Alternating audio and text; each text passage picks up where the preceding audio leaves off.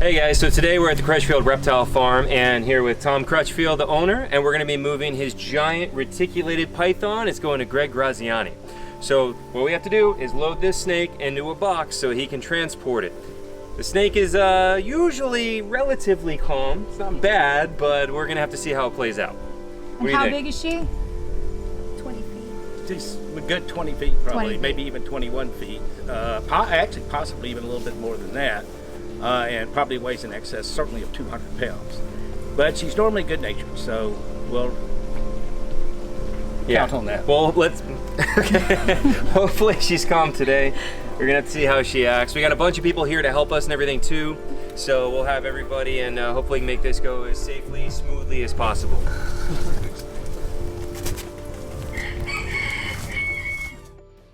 We're Chris and Gabby. We're just your average couple with a passion for wildlife. Okay, or not so average. We're professional animal handlers living in South Florida. We work with dangerous animals on a daily basis. Nothing is off limits, and we never know what kind of crazy animal we're going to run into next. Join us as we explore, adventure, and travel to new and amazing places. Welcome to our wild world.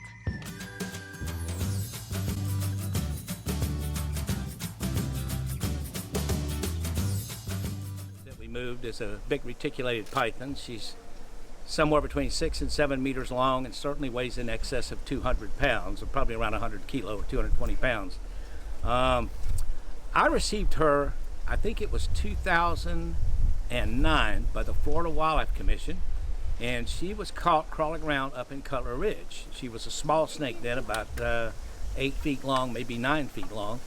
So even back then, I didn't really like selling giant snakes because most people cannot take care of giant snakes. So I put her in a smaller cage outside and she grew and she just kept growing, and then she sort of became like an animal that we liked, and she stayed here and she kept getting bigger. And finally I built this new habitat for her, but I need the habitat for other animals now and I had to get rid of her. So I finally let Greg Graziani have her because he has a huge enclosure for her that's actually bigger than mine. And he's a real deal. He understands what he actually is getting, and he'll take good care of her, and she's now found a forever home. Am I sorry to see her go? Most definitely. It'll probably be the last really big python I have, and I've spent my life keeping and having giant pythons. This snake is going to a guy I've known for probably 30 years. His name is Greg Graziani. He actually was on the show, The Python Hunters. I remember him as a reptile breeder more than anything else, and a good friend, but he did have that series. And the snake is being kept in a very large outdoor enclosure, similar to what I have here, except bigger and even with a bigger water source. So I'm happy where she's going. She's going to a professional, not a pet. And we hope that everybody in Florida will come see her and enjoy looking at her.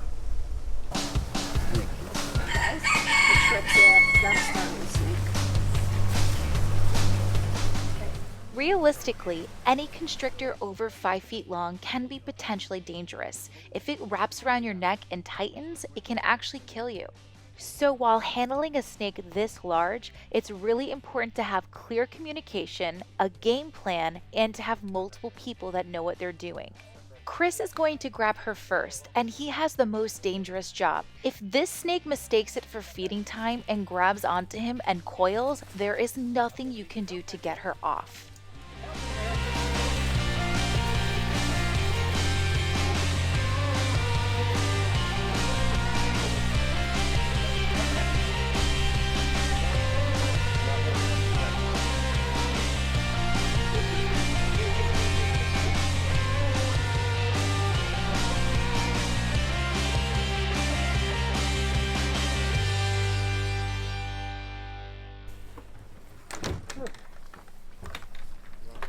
How did that go? It went well. You know, she was relatively calm. You got to be very careful. You know, you got to be very aware. A situation like that can go south very quickly, and an animal of that size can easily kill you, even when you have people. Even an animal, a snake over 5 feet can kill you if you handle it alone, so. Yeah, and I mean, that's, you know, it's like almost around 20-foot reticulated python, and so like we got to be very careful, very, very safety oriented in moving her. You definitely don't want to slip that up or anything like that. she's gonna go to a really good home. Yeah, it'll be really good. She'll have a good home there, have a good setup and everything. Sad to see her go. We like seeing her here and being able to interact with her. So I'm Greg Graziani. I used to run a company called Graziani Reptiles. I started out years ago with large reticulated pythons, African rock pythons, and Burmese pythons was kind of what I started out with back in the 80s. Moved into ball pythons is what I'm pretty much known for, is the color and pattern mutations, and helped FWC develop the Python management program and hosted the TV series on Nat Geo Wild, Python Hunters, for 3 seasons. That gave me the ability to travel around the world and see a lot of these large pythons in their natural habitats and work with them as well. So just recently, myself and Zoe Mering have started a new company. Floresian Farms has merged with Graziani Reptiles to start up Florida Gator Gardens, and we're going to have a nursery, botanical gardens, and wildlife park that we will allow people via escort to go through the park, and hopefully these ambassadors will be allow people to have these hands-on experiences with some of these large animals and get to see them up close and personal in a safe, controlled environment. And can you tell us a little bit about the enclosure she's going to be going into? So the enclosure that this animal is going into is actually under construction right now. So we've developed a smaller 8x8 holding facility for her for the next couple of weeks. But she's going to be going into a 16 by 16 enclosure that we're looking at almost like a biodome that's going to be about 12 feet tall. Have all types of native vegetation in there for her, as well as a 1,000-gallon pool for her to get in and out of inside the enclosure. It'll be large enough that guests can be guided into the enclosure to get photographs and see her at a safe distance without any barriers between them, to actually see this animal and see exactly how big they really do get. We're just happy to have her from Tom. Again, she's a great animal that he's maintained out here. One of the reasons we chose this animal is because Tommy has already had it acclimated outside in a large enclosure, and with all the color and pattern morphs, which is something I specialize in, it's actually hard to find the normal color and pattern of reticulated pythons and a lot of these other pythons. So we're really happy to have that wild type, and we will have some smaller color and pattern mutations of other pythons for people to see those as well. So if you're wondering how much a giant snake costs, here's the trade. 2 of these. Tom, you want to tell us a little bit about these guys? Okay, well, these are albino alligators, and I actually introduced the first ones of these to herpetoculture back around 1991, I think it was, and they came from the same people that Greg Graziani's breeders came from that produced these. A gentleman in Louisiana. And Greg, you want to tell us a little bit about so the stock of all of these, to my knowledge, no albinos have ever been found in any of the gator farms here in Florida. We've had a number of other color mutations, melanistics, hypos, pieds, but not albinos. They've all come from one farm, and I spoke to the owner of that farm. There was 1 year that 3 different nests yielded albino alligators. So they know they had 3 het females out there. They didn't know whether there were multiple males breeding or it was one male sirening those 3 clutches that were out there. When Hurricane Katrina hit, it displaced the animals. And for a period of about 6 years, there were no more albinos that came out of Louisiana.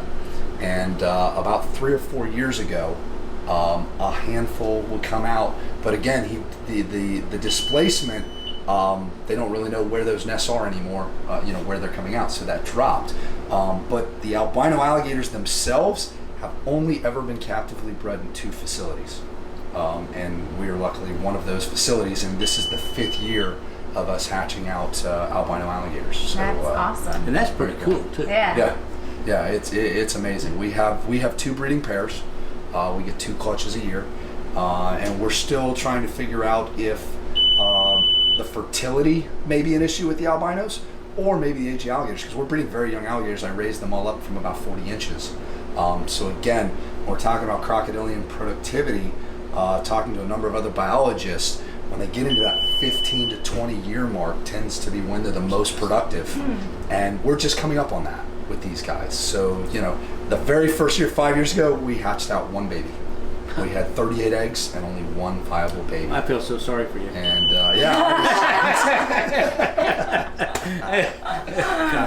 So They are- doing better much now, and these guys are also helping us build, our new facility, Florida Gator Gardens, by getting some really incredible animals. Yeah. Like this giant retic, those great crimson, super crimson iguanas that are just going to be amazing. So Awesome. excellent. I'm gonna come zoom in. Look how pink. Hold still.